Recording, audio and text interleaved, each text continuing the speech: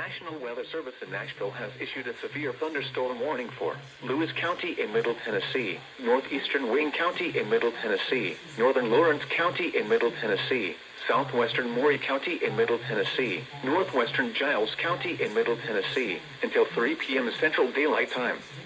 At 2:08 p.m. Central Daylight Time, a severe thunderstorm was located near Waynesboro, moving east at 45 miles per hour.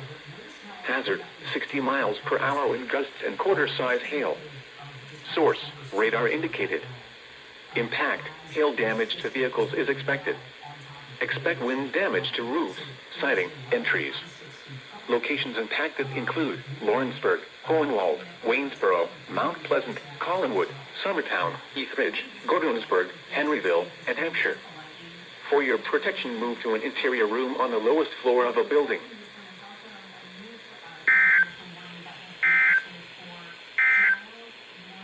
The